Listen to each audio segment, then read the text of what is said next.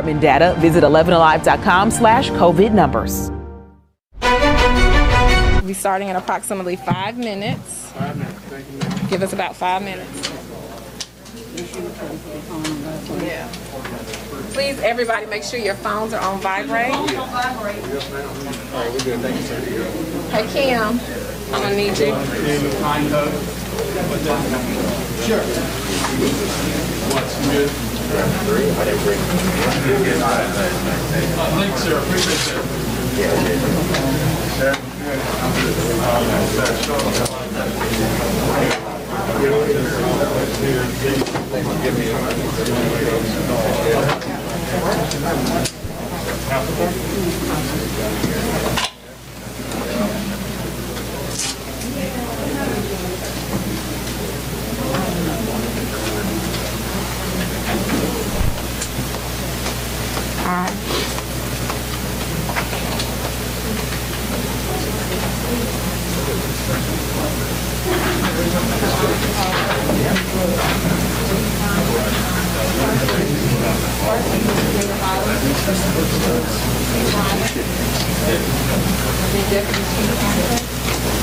Bellamy, how many cameras you got? 2. Just 2. How many in the room, though? 1, 2, 3, 4, 5, 6, 7, 8, 9, 10 right now. I don't know what still. I said over under 15. I'll put it on.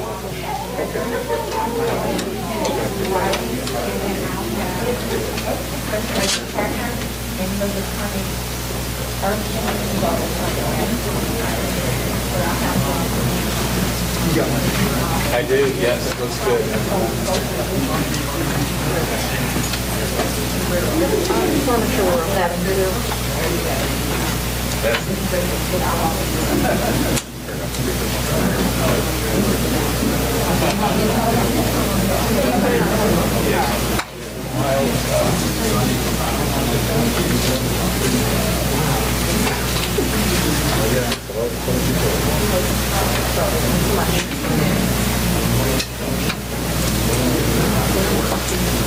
All right, everyone, we will begin in 2 minutes. I will have a list of everyone who comes up to speak, so you won't have to worry about asking for names and titles, because we will have that list. But they will still say who they are, okay? About in 2 minutes. Give us one more mic check, please. Good morning, 1, 2, 3, 4, 5. Good morning, Atlanta Police Department.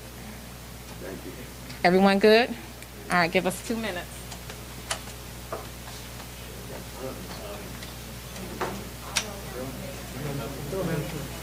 How are you? Because you just always how okay. Mic check, mic check, mic check, mic check, mic check. You good?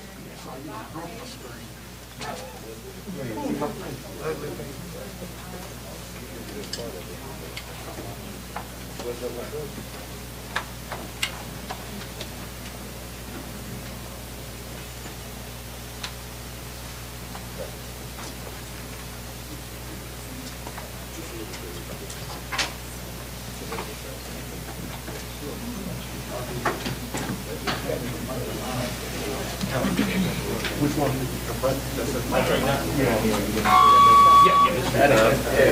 Right, they want to mic check. You need another mic check? 1, 2, 3, 4, 5, 6, 7, 8, 9, 10, 11, 12. 1, 2, 3. City of Atlanta, Atlanta Police Department, good.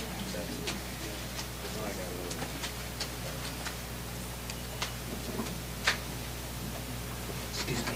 Slide over here.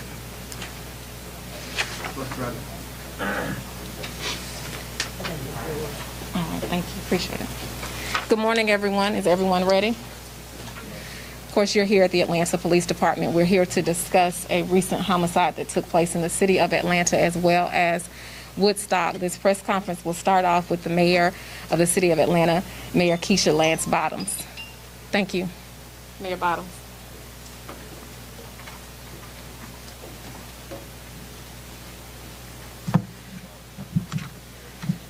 Good morning.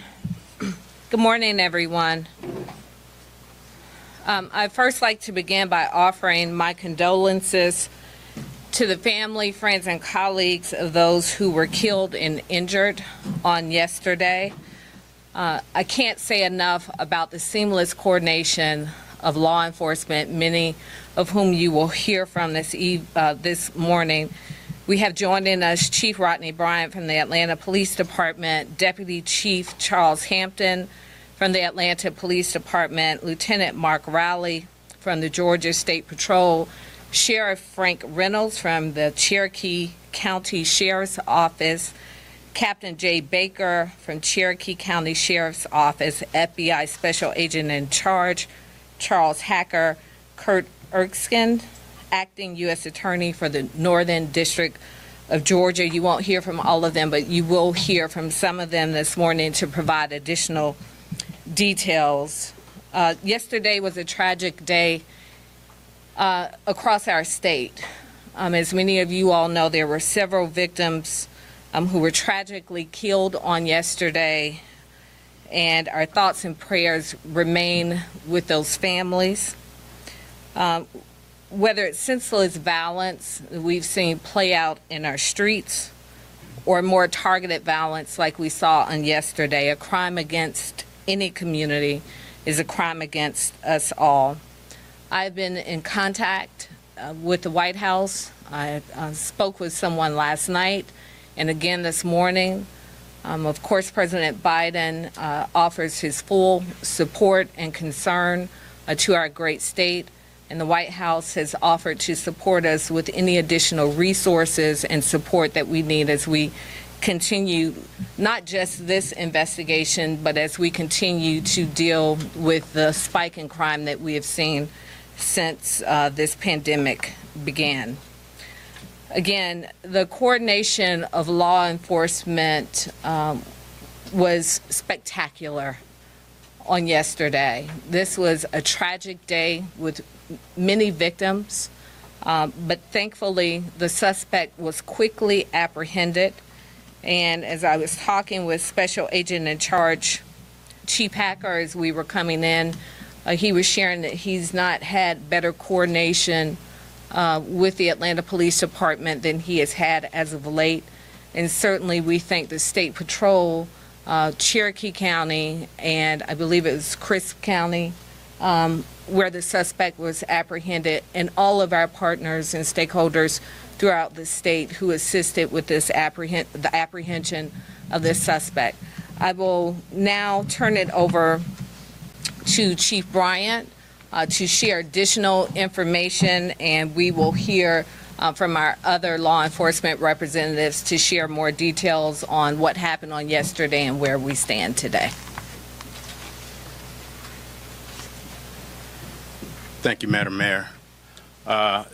We will present in the chronological order so that we could better inform you on how things played out. So we'll start off with Sheriff from Cherokee County, Sheriff Reynolds from Cherokee County, and then it will go to me. We both have our investigator leads that could go into more details as a result of what happened and what transpired through the investigation.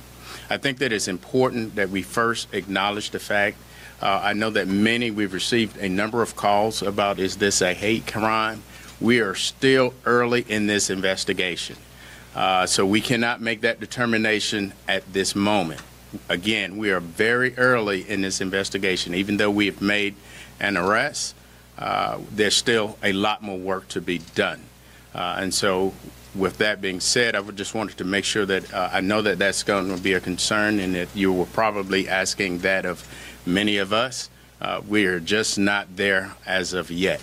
Again, so thank you all, and we'll start with Sheriff Reynolds, Cherokee County. Thank you, Chief. Thank you, Mayor Bottoms. So we got a call about 4:55 yesterday afternoon of shooting in the Bells Ferry 92 area of southwest Cherokee County. Our deputies responded and found multiple gunshot victims. We were able to quickly identify a potential subject from video footage. Captain Jay Baker is here with me. He's going to be able to answer some questions as well. We were able to put that out on our social media Shortly thereafter, we were contacted by members of the family indicating that may be their son, and so we met with them. And I was there speaking with the family. They're very distraught, and they were very helpful in this apprehension. We were able to track his phone. Sheriff Billy Hancock from Crisp County is a fellow sheriff and good friend of mine. I reached out to him, anticipating the movement into his county. He was able to coordinate with the Georgia State Patrol and set up a position to intercept our suspect, and that's precisely what they did, a coordinated effort. Sheriff Hancock coordinated with the Georgia State Patrol to quickly pit the vehicle in order to prevent a pursuit. I'd like to echo the mayor and the chief in that it was a lot of collaboration between our police departments, the sheriff's office, and the FBI. FBI has been fantastic. They always are. Anything that we needed, they were there throughout the night. And our community. I mean, we're mostly a bedroom community, and I think last year we had one murder. We don't have a lot of crime in that area, so this is a shock to all of us. Captain, am I missing anything? You know, just maybe about some of the comments he made. We did interview him last night. He is currently in our facility at the Cherokee County Adult Detention Center. We were able to interview him with the Atlanta Police Department and FBI. He made indicators that he has some issues, potentially sexual addiction, and may have frequented some of these places in the past. But as the chief indicated, it's still early on. We still have a lot of things to process, and so he should be at an arraignment tomorrow at some time early morning to late morning, and we will keep you up to date. We have a press release that Captain Baker has put together available to our media folks. If you don't have that, I think we have some printed copies that he'll be happy to give to you. I'm happy to answer any questions that you may have at the moment. So are you saying, when you talk to the suspect, he says he has a sexual addiction issue, but I'm sure you asked him, was this racially motivated? Was this racially motivated? As the chief indicated, it's still early, but the indicators right now are it may not be. It may be targets of opportunity.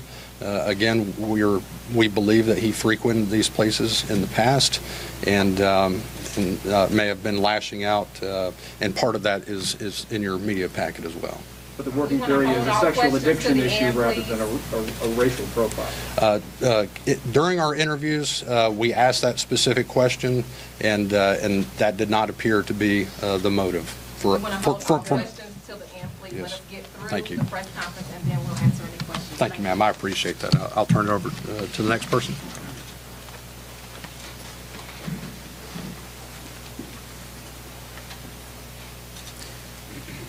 So on yesterday at 5:47, our units responded to 1916 Piedmont Road on a robbery call. Upon arrival, they discovered 3 females shot inside this location. While investigating that location, they received another call at 1907 Piedmont Road where they found another female shot inside that location. Both locations were massage parlors. And at that time, we recognized that we had information previously put out by Cherokee County that they had a similar incident occurring in their jurisdiction. Immediately, the sheriff and I and the chief in that jurisdiction started having conversations, trying to bring things together. As we stated earlier, the collaboration between the different our local and state partners, we immediately start having conversations to coordinate our efforts to determine who our individual, the subject that we were looking for.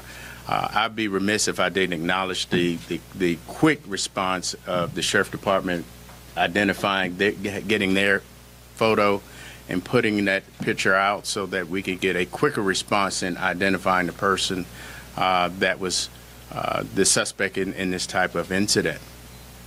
Once we were able to get our information and gather our information, coordinate with Cherokee County, we immediately put that out metro-wide, having conversations, again, as I stated, with our federal, state, and local partners.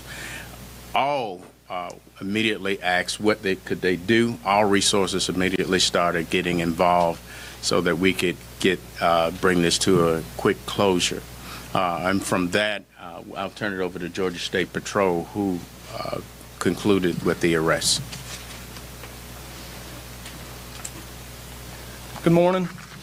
Yesterday afternoon, after the two incidents occurred here in Fulton and Cherokee counties, there was a lookout put out. There was also intel given. Our GEMA liaison and GEMA and Homeland Security liaison sent out emails letting us know a potential area where the suspect's vehicle may be. The sheriff of Cherokee County reached out to his partner down in Crifts County, who reached out to the Georgia State Patrol in Cordele, and we had a trooper monitoring traffic on I-75 South. The trooper observed the suspect's vehicle traveling south. He started following the vehicle and waited for backup, which included 2 other Georgia State troopers, as well as the sheriff of Crifts County and some of his deputies. They initiated a traffic stop and then immediately pitted the vehicle. After the vehicle was pitted, the suspect was taken into custody without further incident and transported to the Crifts County Jail. We're now open for questions. I do want to add one thing that was not mentioned. I believe Captain Baker shared with us that they determined that the suspect was on his way to Florida, I believe, and perhaps to carry out additional shootings. So again, it really speaks to the coordination and the quick response from law enforcement. For as tragic as this was on yesterday in Metro Atlanta, this could have been significantly worse. And again, I can't express enough my gratitude for the coordination, and the public as a whole should be grateful that this suspect was quickly apprehended, because it is very likely that there would have been more victims on yesterday. Can you explain a little bit more about what the locations were that you targeted? The sheriff mentioned he had a sexual addiction. Were they places where somebody could have sexual encounters, or were they more traditional spa-like venues? We are not about to get into victim blaming, victim shaming here. As far as we know in Atlanta, we've not had any calls, 911 calls from that location. I believe one minor call on someone stealing some keys. So we don't know additional information about what his motives were, but we certainly will not begin to blame victims. And as far as we know in Atlanta, these are legally operating businesses that have not been on our radar, not on the radar of APD. Mayor, what's your message to the surviving victim that was shot outside of the store? Can someone talk to us about that at all? That's a question for our Cherokee partners. Thank you. I'm Captain Jay Baker of the Cherokee Sheriff's Office. So that victim is stable. He's in stable condition at Wellstar Kennestone Hospital in Marietta. Was he caught in the crossfire, or do you think he was a... Don't know. And by the way, I agree with the mayor. We're not going to do any victim shaming. We're not sure what his presence was there. And the other people that were killed at the location, we're not going to say whether they were employees or whether they were there just by happenstance. So just don't want to go into that at this time. I do have a press release with their names that we will give y'all when this is over with. So. Is that the only survivor? That is the only survivor. We had 4 killed and 1 survived. Somebody stated that the suspect was perhaps upset at these locations for allowing him to have an outlet for his addiction. Can you elaborate on that? Yeah, let me go into a little bit of detail. So the suspect did take responsibility for the shootings. He said that early on once we began the interviews with him. He claims that these, and as the chief said, this is still early, but he does claim that it was not racially motivated. He apparently has an issue, what he considers a sex addiction, and sees these locations as something that allows him to go to these places, and it's a temptation for him that he wanted to eliminate. Like I said, it's still early on, but those were comments that he made. Did he discuss any kind of religious motivation for this, or was he responsible? Not that I'm aware of. Not that I'm aware of. Or political? None political. I've heard nothing about politics. Any sense of his social media history? Is that something you've been able to look up? That's something that investigators, they've been working on all along, and that's certainly one of the things they'll be doing. Sheriff, did you have the sense that he understood the gravity of what he did? I spoke with investigators, they interviewed him this morning, and they got that impression that yes, he understood the gravity of it, and he was pretty much fed up at the end of his rope, and yesterday was a really bad day for him, and this is what he did. Remorseful? I'm not going to go to. I don't know if he was remorseful or not. He's a pretty young guy. Was he a student? Does he live with his parents? He's 21 years of age. It's my understanding he does not live with his parents. I don't know who he was living with at the time of this incident. Is he employed? I'm not aware of that either. That's some of the things. Just two questions. Just to be clear, the suspect has admitted to the shooting event. Yes. Second, yes, he has. Yes. And secondly, there was an indication that the family notified you. What indications or what reasons did the family notify you? We put out an image of a possible suspect very early on in this incident, and we were notified by his family, who were fully cooperative, and we are greatly appreciative of their assistance in this matter. How did you get the image, Sheriff? Was the image from the surveillance camera? Surveillance cameras. So there were several businesses there, and we were able to get images from those. And then you also ID'd his car also from the surveillance? The car, and then of course, obviously, we were able to get in touch with the parents who identified it from social media that was their child, their son. Florida, did he mention any particular businesses that he was going after? Just it's my understanding, it was some type of porn industry in that state that he was wanting to go do some similar act in that location. No additional details at this time. I'm sorry to clarify, did you say earlier that in interviewing the suspect, he said it was not racially motivated? He did make that claim. Despite there not being a racial motivation, there has been a very real set of anti-Asian hate attacks across the country. We've heard from New York City police that they're actually sending resources out of an abundance of caution to their Asian communities across the city. Now, for any of the law enforcement partners here, is there anything similar as far as strategy and extra support for either the Asian American communities in Metro Atlanta or similar businesses like massage parlors? May I speak to that? No. So obviously, whatever the motivation was for this guy, we know that many of the victims, the majority of the victims, were Asian. We also know that this is an issue that's happening across the country. It is unacceptable, it is hateful, and it has to stop. That being said, we are coordinating in real time to make sure that our communities have the resources that they need. We have not seen a significant uptick in formal complaints within the city of Atlanta, but obviously this is a large metropolitan region. And we know that we're hearing the stories. We're seeing them on television. We're seeing them on social media. So we certainly are aware, and we stand ready to provide any additional resources. But again, because of the quick coordination, when I was on my way home from City Hall last night, when I received the alert that there was a business shooting on Piedmont Road, I immediately called Chief Bryant, who had already been in touch with Cherokee County, and they were already making the connection. So we had a very rapid response, but certainly we will continue to be proactive and provide resources to the extent that we can to make sure that our communities are protected. And again, encouraging anyone. We know many of our communities are sometimes hesitant to bring in law enforcement. If there are things and concerns that are happening in your communities, around your businesses, et cetera, there's nothing too big or too small that we want to be aware of it all to make sure that we can provide resources and respond accordingly. Can you clarify what sort of weapons were retrieved from the vehicle or he used in the shooting, and were they all legally obtained weapons? I can tell you that a 9mm firearm was located in his vehicle when he was taken into custody.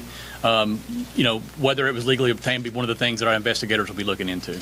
And just to be clear, our victims, I know that obviously Atlanta, all their victims were Asian. 2 of our victims were white, in case anyone was unaware of that. We had 2 Asians and 2 whites that were killed at our location. That's one of the things that at this time we're not going to go into details about why they were there. The 9mm, that was the weapon he used? Well, obviously we'll have to do forensics on the firearm, but we're confident that it is. But it was the only weapon that you found? Yes, yes. Did he have like a bunch of No other weapons were located in the vehicle. How much ammunition did you find? Pardon me? Do you have a sense of how many times you shot, how much ammunition? I don't have that information. Is there any reason to believe that other similar businesses should still be concerned today? Is there still a threat? To my opinion, that he was acting alone. There's no indication that anyone was working with him, so we're confident that's not going to be a problem.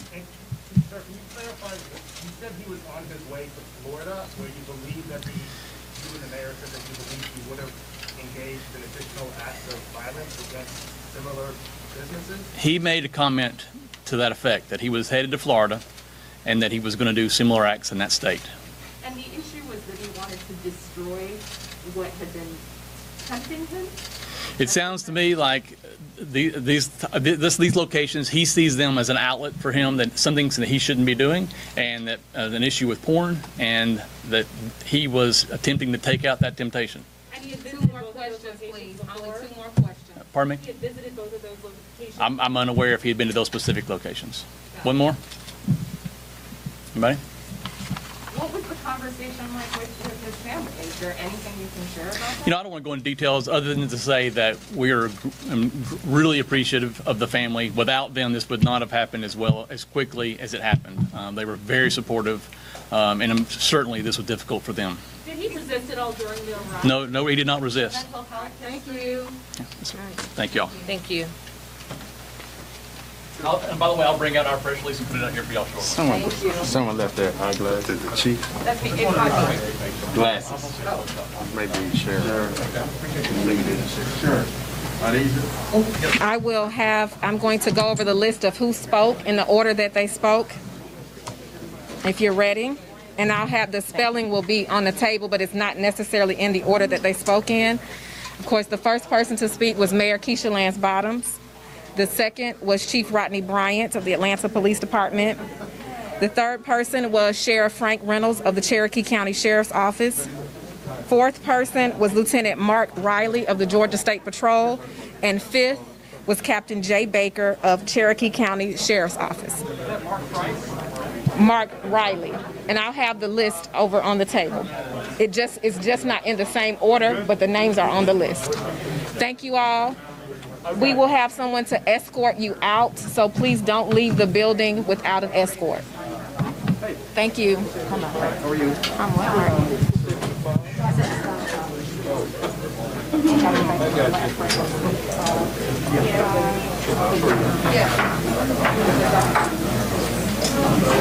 Good to see your national media.